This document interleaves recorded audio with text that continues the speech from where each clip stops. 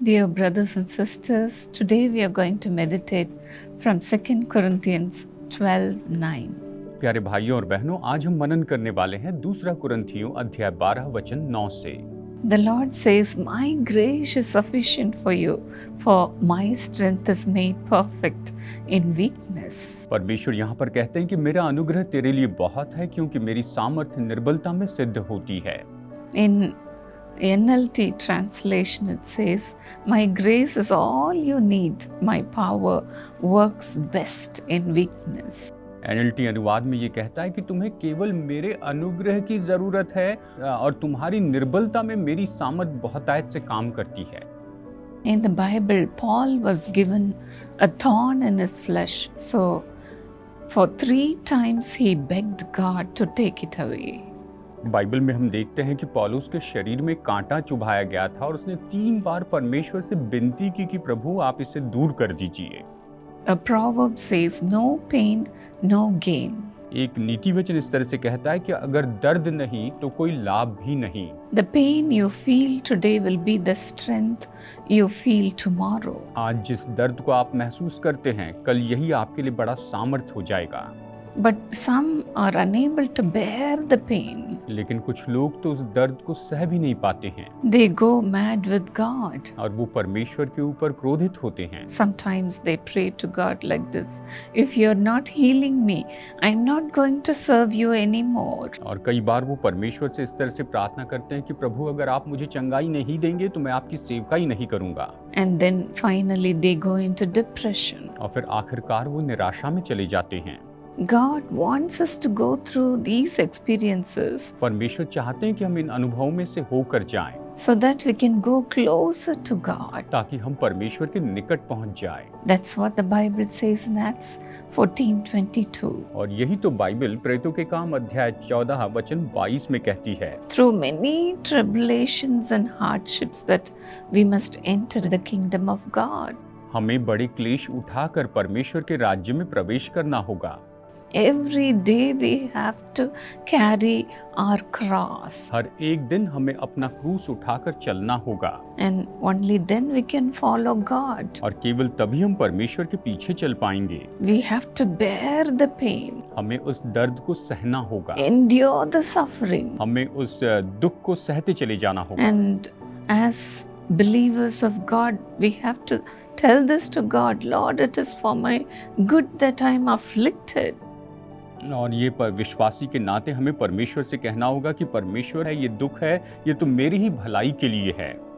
But on the other hand, when we tell God, "Lord, take my thorn away from my life," लेकिन जबकि दूसरी ओर हम ये कहते हैं कि प्रभु मेरे जीवन से इस कांटे को आप दूर कर दीजिए, we will never get an answer from God. तो हमें कभी भी परमेश्वर से कोई उत्तर नहीं मिलेगा। But then God will simply say, "My child, my grace is sufficient for you." लेकिन परमेश्वर निश्चय बड़े इस तरह से कहेंगे कि मेरी संतान, मेरा अनुग्रह तेरे लिए बहुत है। Whether the thorn we struggle with today is physical, emotional, or spiritual, we can know that God has a purpose. और जैसे कि जो कांटा जो हमारे लिए चाहे शारीरिक हो, भावनात्मक हो या आत्मिक हो, लेकिन हम परमेश्वर के उद्देश्य को जान पाएंगे। His grace is sufficient for you. हम शायद उसके उद्देश्य को न जाने, पर उसका अनुग्रह आपके लिए बहुत है। God's grace can heal any kind of hurt we are going through. हम जिस किसी चोट में से होकर गए या दुख में से होकर गए, परमेश्वर का अनुग्रह उसे चंगाई दे सकता है। That's what we see in the Bible in 2 Corinthians 3:5. और बाइबल में हम यही तो देखते हैं दूसरा कुरिन्थियों अध्याय 3 वचन 5 में। It says, "Our sufficiency is from God." ये कहता है कि हमारी जो भरपूरी है या पर्याप्त होना जो है, ये तो परमेश्वर से है। May the Lord's grace be sufficient for you. परमेश्वर का अनुग्रह आपके लिए पर्याप्त हो। May you be strengthened by the grace that is in Jesus Christ. यीशु मसीह में जो अनुग्रह है, उसके द्वारा आप बल पाते चले जाएं। Our Lord Jesus Christ has suffered for your sake. हमारे प्रभु यीशु मसीह ने आपके पापों के लिए दुख उठाया है। You need not carry your burdens. आपको अपने बोझ उठाकर चलने की जरूरत नहीं है। The Lord has already done it on the cross. प्रभु ने इसे तो पहले ही क्रूस पर कर दिया है। So let us depend upon the grace that is coming from the Lord every day. और इसीलिए हर एक दिन जो अनुग्रह परमेश्वर की ओर से आता है उस पर हम आधारित रहें। May the sufficiency come from the Lord. और ये जो भरपूरी है, पर्याप्त होना, ये परमेश्वर से आए। Our loving Jesus, we cry out to you for your grace to be poured upon us, Lord. हमारे प्रेमी यीशु, हम आपको पुकारते हैं कि आपका अनुग्रह हमारे ऊपर में उंडेला जाए। Even now, let your love surround your people. प्रभु अभी इस समय आपका प्रेम आपके लोगों को घेर ले। Your grace is so great, O God. हे परमेश्वर, आपका अनुग्रह तो इतना महान है। It can heal any kind of struggles in this world. ये तो इस संसार के किसी भी कश्मकश को चंगाई दे सकता It can heal any kind of hurt we are going through. हम जिस दुख में से या चोट में से होकर गए, ये उसे चंगाई दे सकता है। Father, help your children to endure the pain. हे पिता, अपनी संतानों की मदद कीजिए कि ये दर्द सहते चले जाएं। Lord, let their yoke and their burden become so easy. प्रभु, इनका जुआ और इनका जो बोझ है वो इतना सहज हो जाए। Release your children from all the struggles. प्रभु, अपनी संतानों को इन सारे संघर्षों से छुटकारा दीजिए। Deliver your people, Lord. प्रभु, अभी इस समय अपने लोगों को छुटकारा दीजिए। Bring them out of all the pain. इन्हें सारे दर्द से बाहर निकालिए। Set your people free. इन्हें, अपने लोगों को प्रभु आप आजाद कीजिए। Free to love you. आजाद कीजिए कि आपसे प्रेम करें। Free to worship you. आजाद कीजिए कि आपकी आराधना करें। Free to serve you, O God. आजाद हो ताकि आपकी सेवा करे प्रभु। On the other hand, fill them with the joy of the Holy Spirit. और दूसरी ओर प्रभु, आप इन्हें पवित्र आत्मा के आनंद से भर दीजिए। Let your grace surround your people. प्रभु, आपका अनुग्रह आपके लोगों को घेर लें। Thank you for loving them and blessing them today. आज इनसे प्रेम करके इन्हें आशीष देने के लिए धन्यवाद। Today is the day of your deliverance. आज आपके छुटकारे का दिन है।